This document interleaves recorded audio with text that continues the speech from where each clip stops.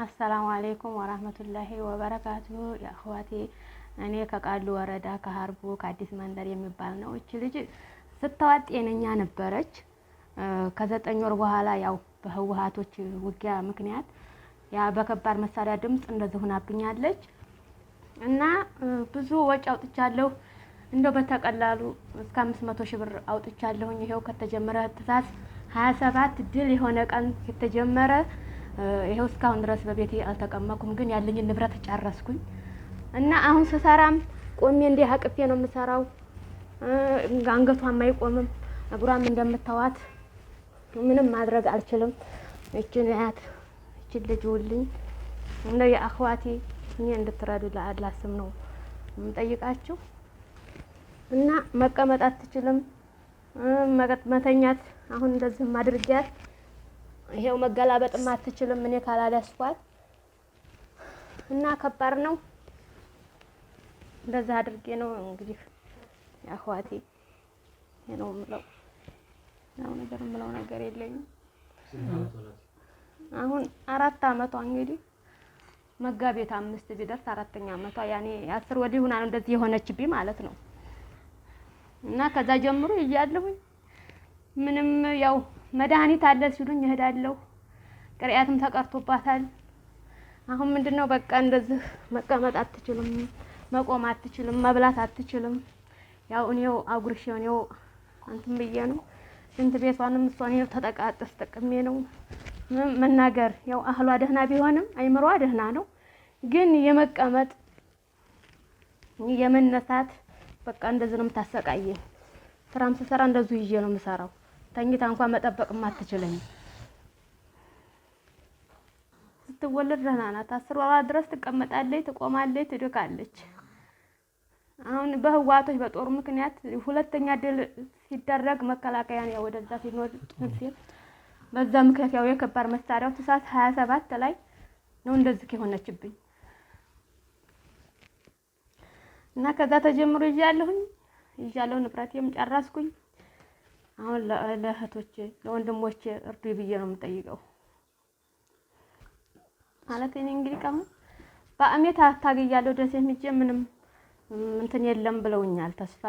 ግን እኔ አሁን ደግሞ የበለጠ መጥቶልኝ ህክምና ልጅ ተስተካክላ እንድትቆም ነው ይሄንን የምፈልገው። እና እቺ የመሰለኝ ልጅ ዛሬ እኔ ቁማ ብትሄድ የሷ ጓደኞች እየሄዱ ነው። ጤነኛ ናት ወልዳት ማለት ነው። እና ይሄ ያው በጦር ምክንያት ነው እንዲሆነችብኝ። ቢስሚላህ ያው እንግዲህ እንደዚህ ሆነችው ልክ በተወለደች በ9 ወሯ ነው። 9 ወሯ ነው።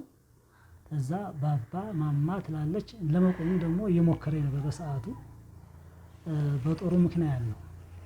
ትሳስ 27 ላይ ነው እንደዚህ ልኮን የቻለችው። ያው ጦሩ ድል በሆነ ሰዓት ነው መጨረሻ ላይ። ከዛ በኋላ ዝልፍልፍ አለ ሰውነቷ። ወደ ህክምናም ትንገባ ምንም መፍትሄ ነገር ጠፋ።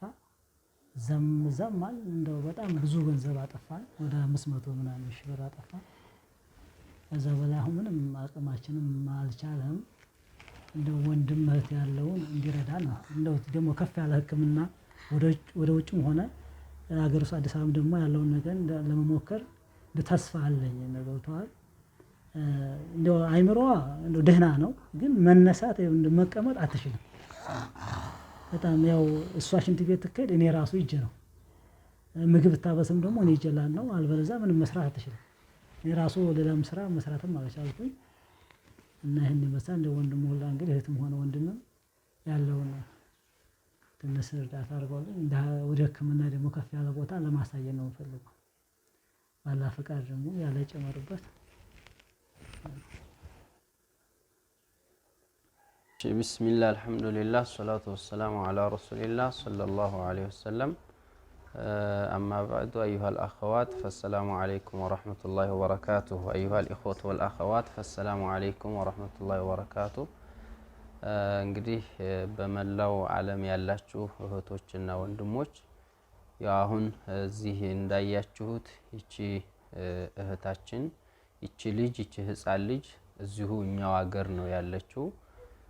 እሳቸው ያው እሷን ከታመመ ወደዚህ ብዙ ወጪ አውጥተዋል ብዙ ተቸግረዋልና ሁላችሁም መቼም ያው ልጅ ያለው ስለ ልጅ ያውቃልና ሁላችሁም ትብብር እንድታደርጉ ነው ስለዚህ እኛ እዚሁ አንድ ሀገር ነው ያለነው ችግራቸውን ሁኔታቸውን እናውቃለን በዚህ ዙሪያ ላይ የተቸገሩና ልጅቱ ህመምተኛ መሆኗን ይሄው የሚታይና እኛም ደግሞ መስካሪዎች ነንና ሁላችሁም ባላችሁ አቅም እንድትተባበሩና የመርዳት አቅም ወዳላቸው ግሩፖችም ይሄንን ያው ሼር እንድታደርጉላቸው አደራ ለማለት ያክል ነው እንግዲህ ነብዩ አለይሂ ሰላቱ ወሰለም والله في عون العبد ما كان العبد في عون اخيه ነው ያሉት አላህ ባሪያን በማገዝ ላይ ይሆናል የአላህን እገዛ የምናገኘው የአላህን እርዳታ የምናገኘው እኛ የተቸገሩ የሆኑ ሰዎችን በማገዝ በመርዳት በመደገፍ